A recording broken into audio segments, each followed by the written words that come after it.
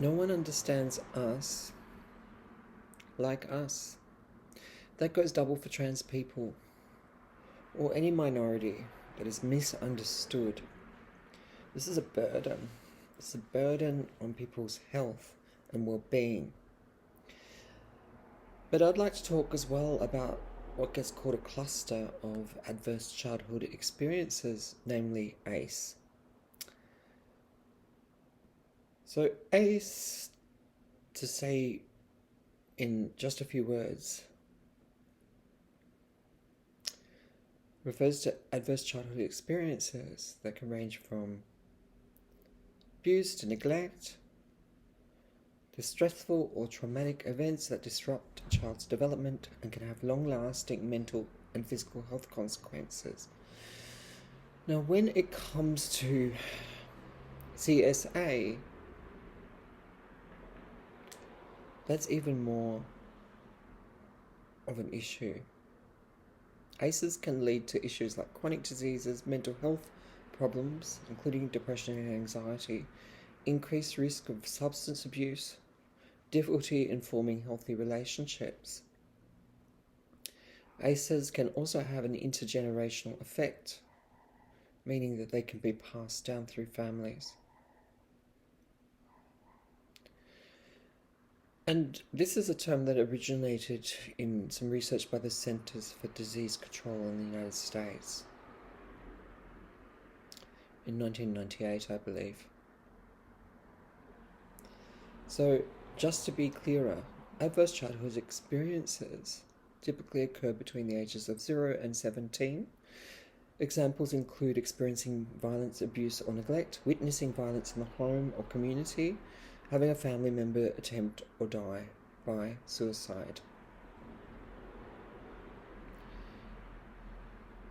There are aspects in a child's environment that can undermine their sense of safety, stability, and bonding.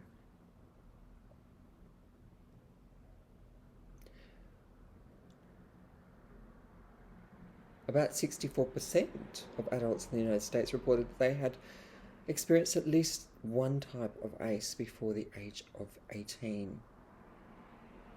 Nearly 1 in 6 reported they experienced 4 or more types of ACEs. While all children are at risk of ACEs, numerous studies show inequities in such experiences. These inequalities are linked to historical, social, and economic environments in which families live.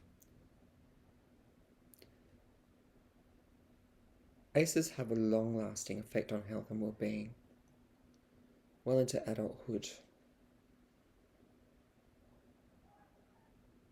ACEs are associated with the social determinants of health, such as living in under-resourced or racially segregated neighborhoods, and they can cause toxic stress.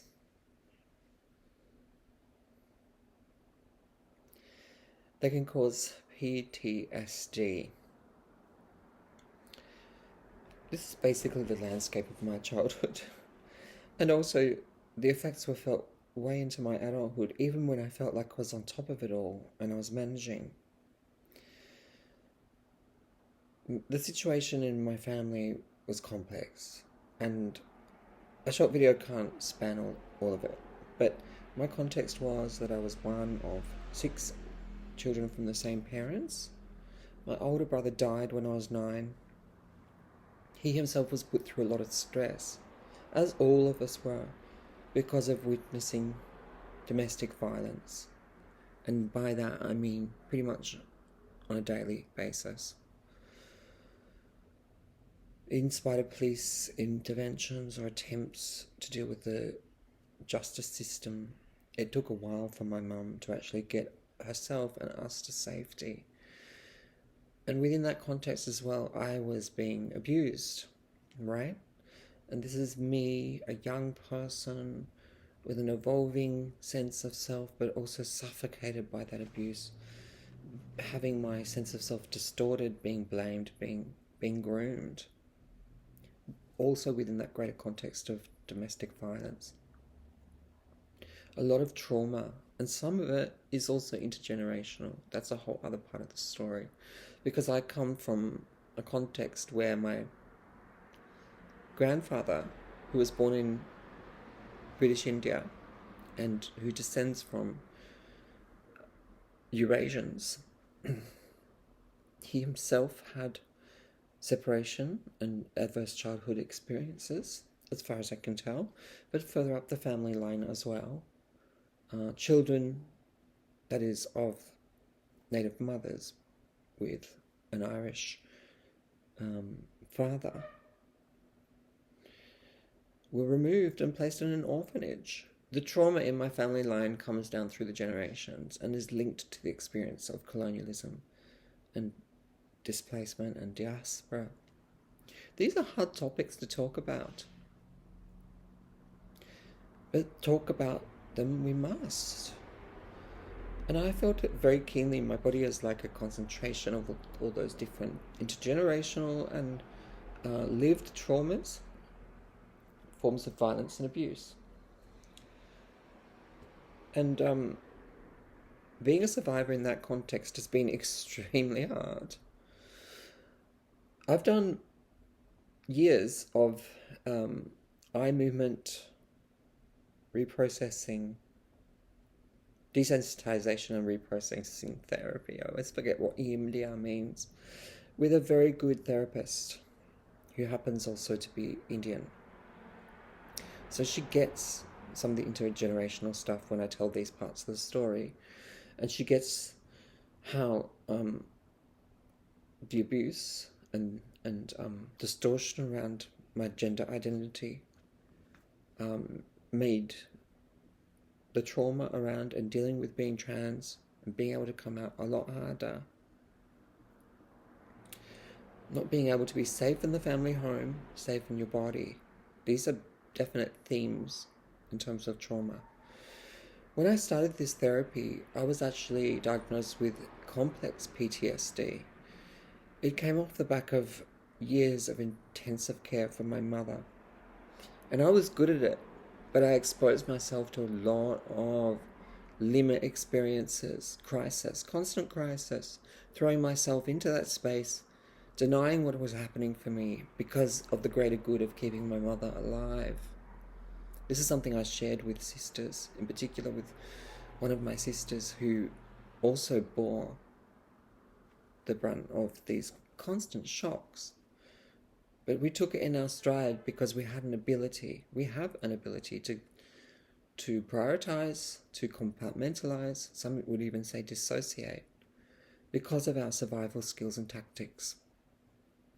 But after my mother died,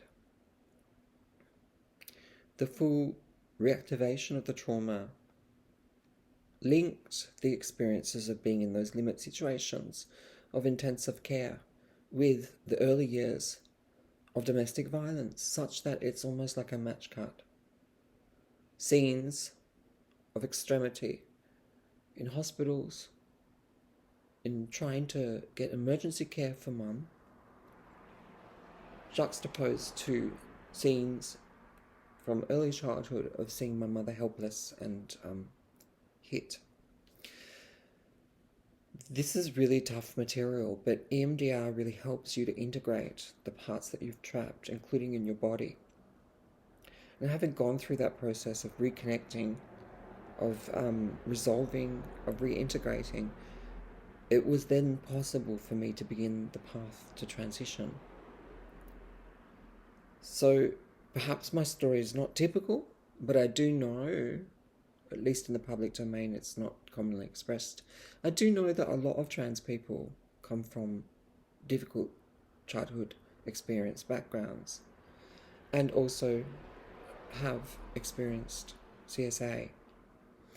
It's a real area that warrants a whole lot more attention.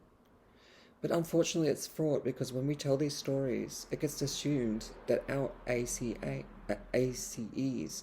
and the experience of CSA are what caused us to be trans. Nothing is further from the truth. And the saddest note of all is the accusation by people on the right and by TERFs that transition therapy for young people is a form of child abuse. If only they paid attention to the real issue of adverse childhood experiences, including child abuse, which is so widespread. And as we heard from some of the statistics from the Centers for Disease Control in the US, or Center for Disease Control, CDC, much more prevalent. And we can look at the figures of CSA as well, which I've spoken about in the video before. I might put them below. They are not what leads to an atypical gender presentation or felt sense of difference. That pre-exists, that precedes those experiences, and sometimes it's used to target us because we're considered to be easier targets in the hands of such abusers. But I just feel that there's no real community space to talk about our experiences, to heal from them, to help people as well in their transition, because these sorts of things can cluster together. Feeling safe in your body is ultimately also something that trans people have to contend with independently of the issue of dealing with adverse childhood experiences, trauma, and trauma related to CSA. But it is urgent, given the statistics that you'll see below, for us to understand the ongoing effects in health and well-being and life chances for this core part of our population. Of course, that doesn't exclude other populations such as men, especially where CSA can lead to scrapes with the criminal justice system as a result of substance use issues, relationship breakdown, the whole gamut, and men who are criminalized and incarcerated. There's so much pain in our society, and it's not just experienced by we trans people, but it is pretty acute when you're at the cross section of that, whether growing up and not being able to access support services and be free of abuse and violence, free to be yourself, but also as an adult. So that's a bit of the story about PTSD and my path to post-traumatic stress disorder growth. That's how I can be at this point. I've been doing therapy since I first left the context of violence and abuse, and that was as a teenager. But things were not very evolved back then. Services weren't great. EMDR barely was in existence.